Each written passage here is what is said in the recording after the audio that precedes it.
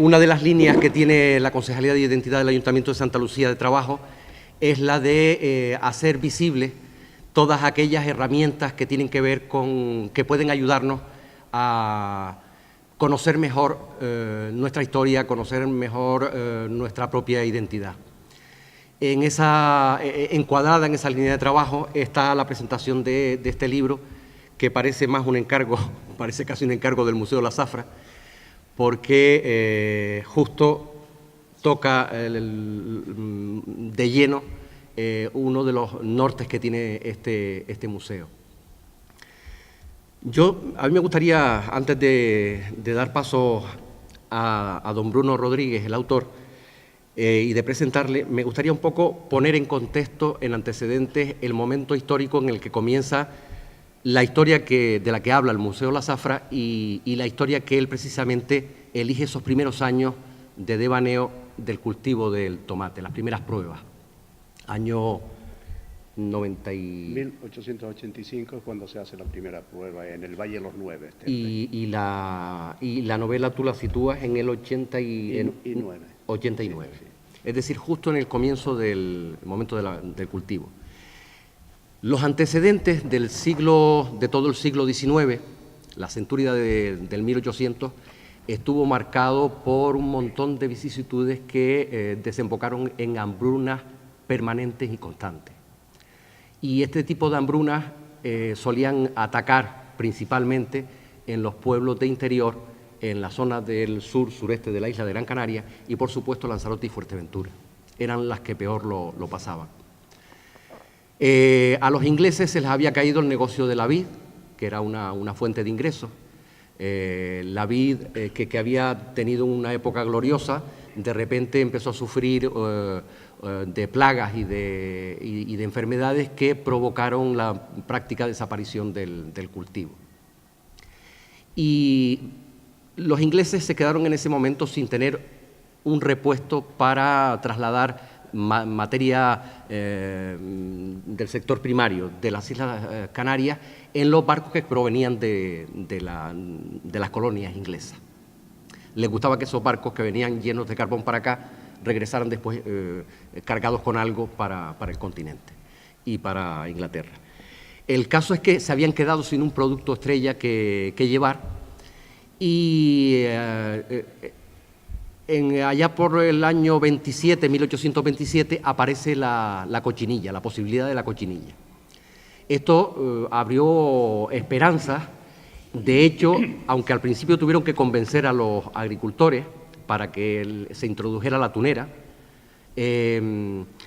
con el paso de muy pocos años, realmente la tunera, tal y como la conocemos en la actualidad, que la dejamos para cultivar solamente en los laterales de la finca, en los riscos, en la tierra baldía, en aquella época, a partir de 1830, con la importancia que adquiere, hay agricultores que se lanzan incluso a utilizar tierras de trigo y de cebada para cultivar la tunera. Se inicia un proceso de plantación de tuneras y de infectación de cochinilla que provoca que ya en el año 60 el volumen que sale de la isla de Cochinilla alcanza las 70.000 toneladas. Es decir, teniendo en cuenta el trabajo que da la cochinilla, imagínense la cantidad de gente que podía estar recolectando este producto para enviarlo para allá. Y la ilusión de la cochinilla, tan rápido como vino, se fue. En muy pocos años, ya en 1870, aparecen los primeros tintes químicos que dan al traste con el negocio de la cochinilla. Súmenle a estas dificultades para encontrar un producto estrella que se plantara de manera generalizada, súmenle que hubieron diferentes epidemias, tuberculosis principalmente, que diezmaron la población. Y en una época en la que el poder emigrar a Latinoamérica, como ocurrió después, posteriormente en el siglo XX, no era tan fácil. De forma que tratar de salvar a la familia, tratar de comer diariamente en el siglo XIX, en muchos rincones del archipiélago fue verdaderamente difícil. Y es en ese contexto que aparece el cultivo del tomate, 1885. Don Bruno Rodríguez sitúa esta historia precisamente a comienzos de la etapa del cultivo del tomate. Y viene muy bien reflejado porque al principio son como rumores que van llegando a los pueblos. Dicen que están plantando una planta nueva y que eso no va a sacar del hambre. A Bruno yo lo conozco de hace muchos años. Sé que es de los que miran para la memoria, es un escritor que ama la literatura, pero sé que siempre tiene entre sus gustos el tocar la memoria y el tratar de escribir aquello que que la gente cuenta de palabra y para que no se pierda. Lo conocí colaborando en la colección de libros que recogen la memoria popular en Arucas, se llaman Rescatando la memoria. Rescatando la memoria, que va ya por su 16 o 17 edición. Yo lo conocí precisamente cultivándose, aprendiendo y escribiendo y ayudando a otros compañeros que sabían escribir menos que él. Y me llevó una sorpresa porque el libro yo realmente me lo encuentro en la presentación de la segunda edición, en la Feria del Libro de Las Palmas este año. Y cuando leí el título, evidentemente, como concejal de identidad, como hijo de aparcero, me llamó la atención, me acerqué. Y cuando vi, no entendí por qué este libro no estaba entre la colección de recursos que tenía el Museo La Zafra. Al conocerlo personal, después ya saludarlo personalmente, y me contó que además una de las fuentes de inspiración, uno de los lugares donde estuvo sacando información fue precisamente el Museo La Zafra, que debía estar pues recién estrenado, con 2 años de andadura. 2011, ¿no? Sí. El caso es que se van a saltar esta noche con la presentación del libro 2 deudas.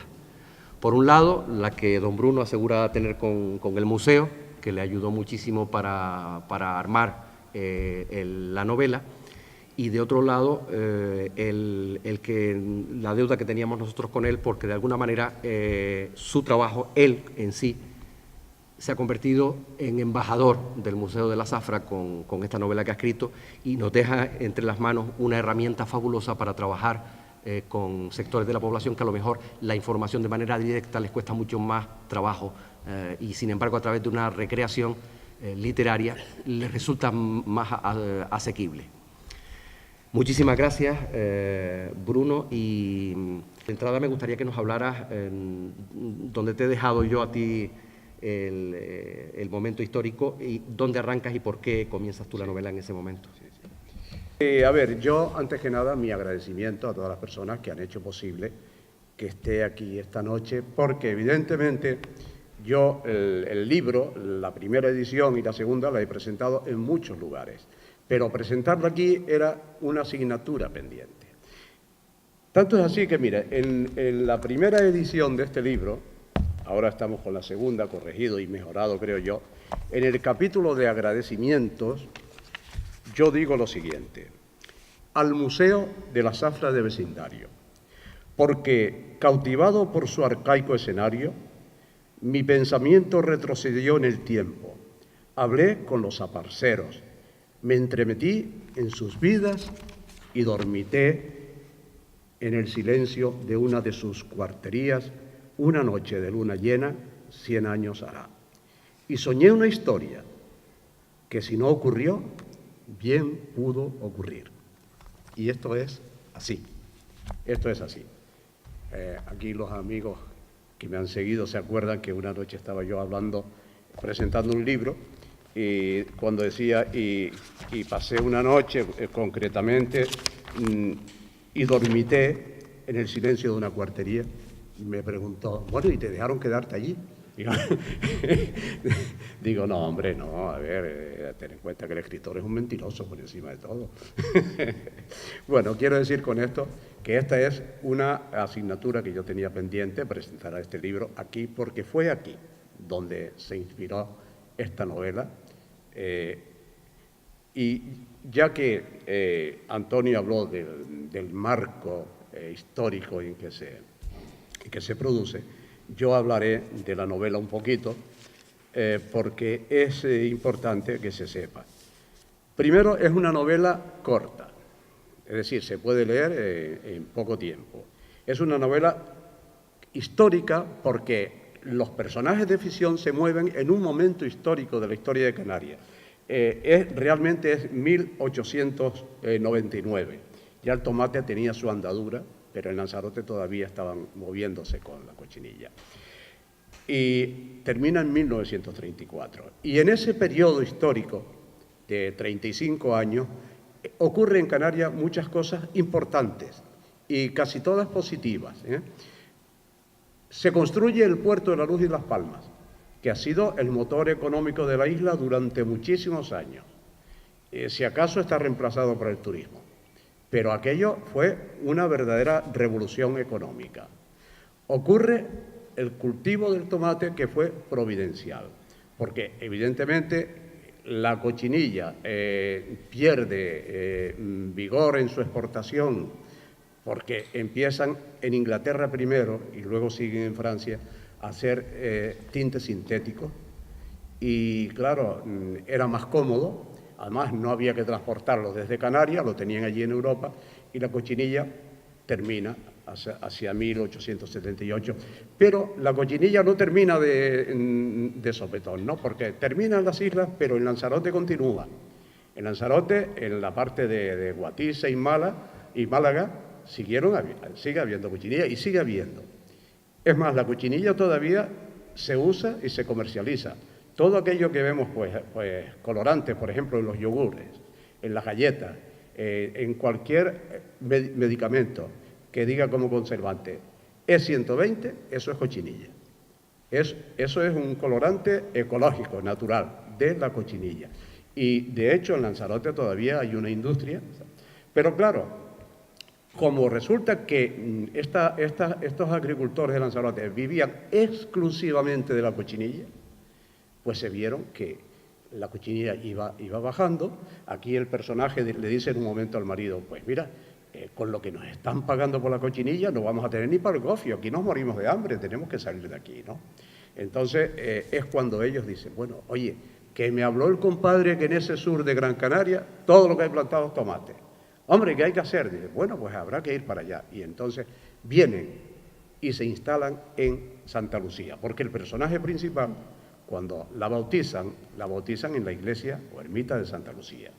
Y aquí se desarrolla todo el conflicto ficticio, pero, a ver, antes me preguntaban, bueno, los personajes son reales, y yo siempre contesto lo que una vez contestó José Luis Correa, nuestro escritor, que le dijeron, oye, el comandante blanco ese, ¿existe, es real? Dice, hombre, ¿cómo no va a existir si lo creé yo? Claro, bueno. Estos personajes, yo estoy completamente convencido de que los personajes que yo pongo en la novela no existió uno. La chica, la principal, la protagonista principal, Yaisa, en esta novela, yo estoy plenamente convencido que en aquel contexto de cosas no existió uno, existieron 10.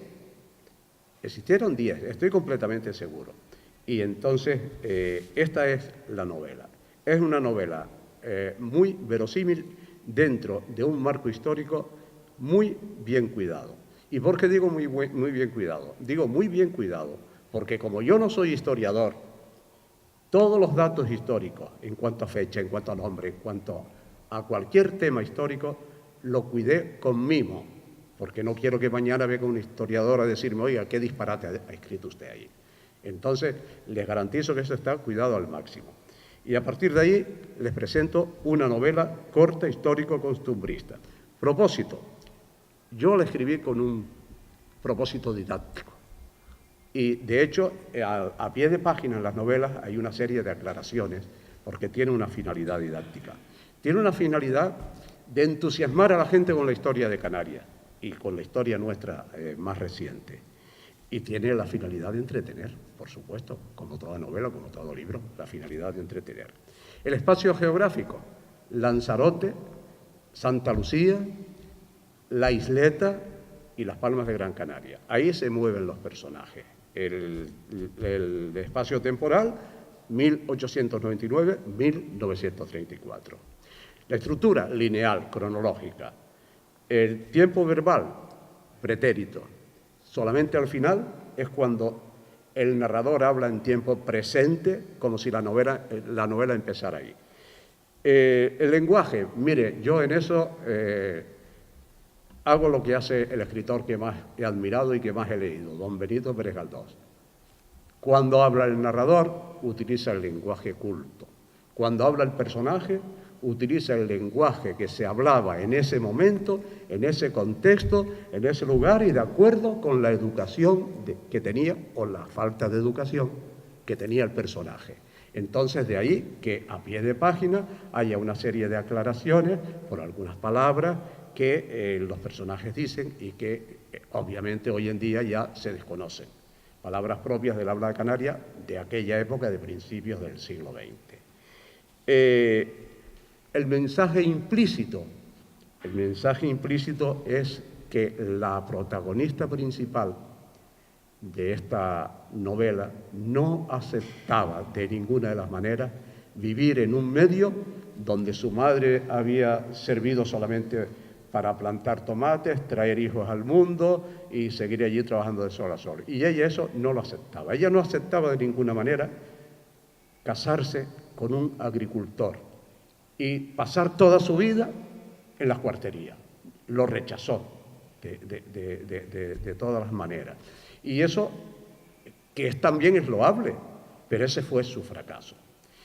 Tengo un amigo poeta muy conocido aquí que se llama Adolfo García García, que es una de las personas que, porque esta novela se llevó a teatro por el grupo de cortometrajes Agaete, y ellos lo han hecho con mucho éxito en varios sitios, y él, Adolfo García, en un poema de él, que yo recojo al final de esta, dedica un poema al personaje principal, donde de alguna manera cuenta por qué ella tuvo el problema que tuvo por no aceptar el medio ambiente en el que le tocó vivir. Fíjense que la novela dice que fue el lugar no elegido para nacer. La hija de los aparceros nació donde nació, pero fue el lugar no elegido. Hombre, obviamente, a nadie elegimos el lugar, ni la familia, ni el sitio donde queremos vivir. Pero una vez que hemos nacido en la más estricta pobreza, me parece muy loable que las personas quieran salir de su pobreza, pero sin renunciar a sus principios, porque si renuncia a sus principios, entonces ¿cuándo se equivoca? Adolfo tiene una forma muy peculiar de escribir, pero describe al personaje. Es el final del libro. Él la titula Yaiza. A veces la desconfianza riega maligna el horóscopo con tretas. Te arrastra hasta viscoso confín de eventual crepúsculo nadir. Rutinas de aparcería, luego hogar, hijos, cárcel y destierro no aceptaste. Corcel vodevil. ¿Qué albedrío percibió tu ardid? Los iris afligidos tiñeron de tus padres flagelos, surtieron hiel suspiros, fluyen Potosí en ternura florada hacia ti.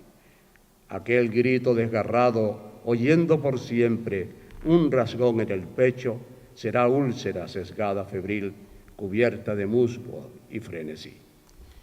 Esto, la poesía de Adolfo necesita interpretación, es verdad, pero de alguna manera nos viene a decir cuál es el contexto de la novela y no me gustaría seguir hablando de la novela porque al final si se la cuento toda, pues seguramente no la van a comprar luego, ¿no? Y solamente me gustaría leer alguna parte para ponerles en situación de lo que va la novela, ¿verdad? Están en Lanzarote y las cosas van muy mal. Ellos están a punto de ser padres por primera vez y lo consultan a su padrino, que era un hombre en el que ellos tenían mucha confianza, un hombre muy listo. Ella le dice, mala fortuna, pues usted me decía, le interrumpió su ahijada, que los antiguos las llamaban las Islas Afortunadas y el Paraíso, y quieta, no confundamos la leyenda mitológica con la historia. Ya me gustaría poder concederle razón a los antiguos poetas griegos y convenir con ellos que en estas islas atlánticas se escondía el jardín de las Hespérides, lleno de árboles cargados de manzanas de oro. Me sentiría dichoso si hubiera razones para felicitar a los romanos por su acierto al bautizarlas como las afortunadas, por la abundancia de sus frutos. Pero ay, amigos míos, por más que estos mitos hayan servido para engolosinar nuestro sentimiento patrio durante siglos, la verdad es que tales quimeras no pasan de ser cantos de sirena cuando se confrontan seriamente con la realidad: pobreza, sequías, epidemias y emigración como única salida. Este es el principio de estos personajes que no emigraron a América, pero emigraron entre islas para subsistir, en unas condiciones que, dado el momento y dado la época, pues era lo que era, ¿no? Los hijos de los aparceros. Cuando un aparcero firmaba, no firmaba, entre comillas, verbalmente un contrato con el dueño o el amo, que también le decía, lo firmaba él, pero se daba por sentado que incluía a mujeres, a hijos y a toda su familia que trabajaban en la parcería, ¿verdad? No me gustaría ser injusto, y también hay que decir que el cultivo del tomate fue providencial, porque si vivían de una manera no muy digna, peor era lo que les estaba ocurriendo en Lanzarote, ¿verdad?